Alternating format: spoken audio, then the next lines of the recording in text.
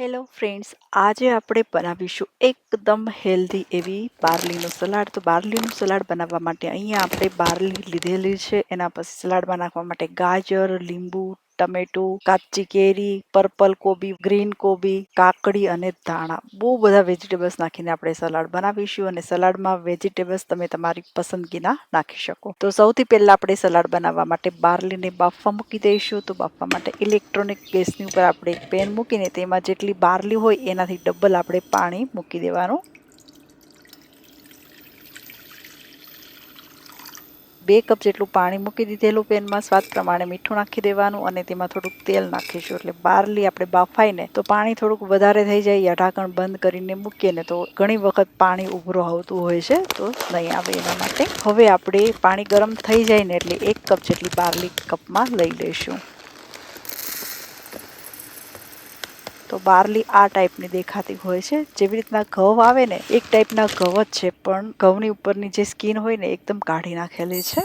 તો આવી રીતના બાર્લીને આપણે એક બાઉલમાં લઈને સરસ રીતે પહેલા ધોઈ લઈશું 2 થી 3 વાર પાણીથી. પછી તેને બોઇલ કરી લઈશું.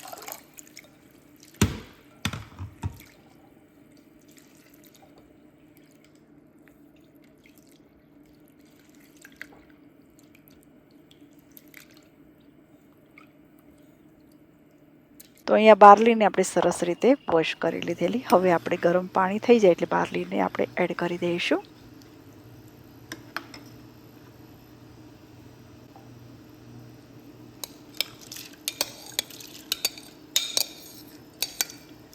બાર્લીને નાખીને બાર્લીને મિક્સ કરી લઈએ. પછી ઢાંકણ બંધ કરીને જ્યાં સુધી બાર્લી બફાઈ ન જાય ત્યાં સુધી આપણે બોઇલ કરવા મૂકી દઈએ. તો બાર્લીને તમે 2 રીતે બોઇલ કરી શકો. એક વધારે પાણી મૂકીને પણ બોઇલ કરી શકો અને ઓછા પાણીમાં, જેવી રીતના બેઠો રાઈસ બનાવે ને એવી રીતના આપણે બેઠી બાર્લી બનાવેલી છે. એટલે જે પાણી આપણે બાર્લીને બાફવા માટે મૂક્યું ને તે પાણીમાં જ આપણે બાર્લીને બોઇલ કરીશું. તો બાર્લીમાં અહીંયા ઉભરો પણ આવવા લાગ્યો હતો. તો ઉભરો આવે એટલે આવી રીતના અધ ખુલ્લા જેવું આપણે ઢાંકણ મૂકી દેવાનું, એટલે બાર્લીમાં ઉભરો નહીં આવે. તો આપણે બાર્લીને વચ્ચે વચ્ચે ચેક પણ કરતા રહીશું અને ધીમી ફ્લેમ ઉપર બાર્લીને આપણે બોઇલ કરી લઈશું. તો હવે આપણે બાર્લીને જોઈ લઈએ અને બાર્લીને મિક્સ પણ કરી લઈએ.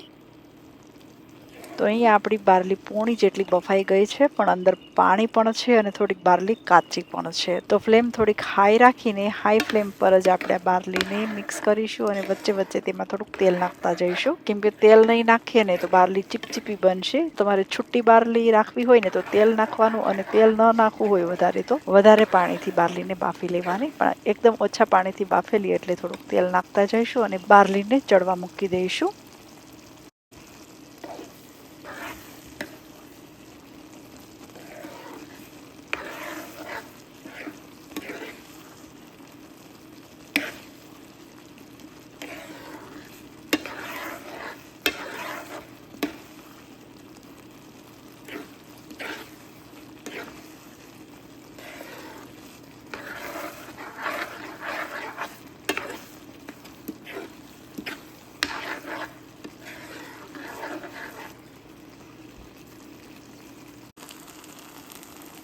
તો અહીંયા મેં ફ્લેમ કરી દીધી છે ત્યારે બંધ. હવે ફરીથી હું અહીંયા 1 ચમચી જેટલું તેલ નાખું છું. તેલ મેં ઓલિવ ઓઇલ લીધેલું છે, કેમ કે સલાડમાં ઓલિવ ઓઇલનો ટેસ્ટ બહુ જ સરસ આવતો હોય છે. પણ તમે કોઈ પણ તેલ નાખી શકો. શીંગ તેલ નાખી શકો, તલનું તેલ પણ તમે નાખી શકો. તો તેલ નાખીને બાર્લીને આપણે ઠંડી કરવા મૂકી દઈશું એટલે એકદમ ખીલખીલી બની જશે. તો અહીંયા આપણી બાર્લી એકદમ ઠંડી થઈ ગઈ છે સલાડ બનાવવા માટે. તો ઠંડી થઈ જાય ને પછી જ તેમાં વેજીટેબલ્સ એડ કરવાના. તો બાર્લી સલાડ બનાવવા માટે આપણે જે વેજીટેબલ્સને બતાવ્યા હતા ને તે બધા જ કટ કરીને મેં રેડી કરી દીધેલા છે. તો બાફેલી બાર્લી રેડી છે, કટ કરેલી કાચી કેરી, ગ્રીન અને પર્પલ કોબી, ગાજર, કાકડી, ટમેટા, લીંબુ અને ધાણા, બધી વસ્તુને આપણે રેડી કરી લીધેલા છે. તો બધા જ વેજીટેબલ્સ આપણે સલાડમાં નાખી દઈશું. એકદમ સાદું સિમ્પલ આ સલાડ, પણ રિયલી આ સલાડ ખાવાની બહુ જ મજા આવશે. પેટ પણ ભરાઈ જશે અને ખાવાની બહુ જ મજા આવશે. વધારે કોઈ પણ જાતના મરી મસાલા આપણે આમાં નથી નાખવાના, પણ તમને જો આમાં ચાટ મસાલો નાખવો હોય તો પણ નાખી શકો. લીંબુ નાખીશું એટલે ચાટ મસાલાની જરૂર નહીં પડે. તો સલાડમાં આપણે લીંબુ, મીઠું અને મસ્ત ઘરના ગાર્ડનના ધાણા, એટલે તેમનું ફ્લેવર જે હોય ને બહુ જ સરસ આવશે. તો વેજીટેબલ્સ બધા જ એડ કરીને હવે આપણે 1 લીંબુ નીચોવી દઈશું. આખું લીંબુ નીચોવી દીધેલું. હવે સ્વાદ પ્રમાણે મીઠું પણ નાખીશું. સલાડના માપનું જ નાખીશું કેમ કે બાર્લીને બાફતી વખતે આપણે મીઠું એડ કરેલું એટલા માટે. હવે લાસ્ટમાં લીલા ધાણા નાખીને સરસ રીતે સલાડને આપણે મિક્સ કરી દઈશું.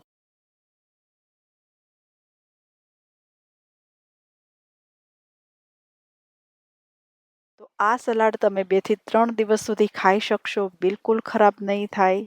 એક વખત બનાવીને ફ્રીઝમાં મૂકી દેવાથી 2 થી 3 દિવસ સુધી આ સલાડ સારું રહેશે. તો આવી રીતના ડાઈટ માટે પણ સ્પેશિયલ આ સલાડ બનાવી શકીએ અને નોર્મલી પણ આપણે આ સલાડ બનાવીને ખાઈ શકીએ.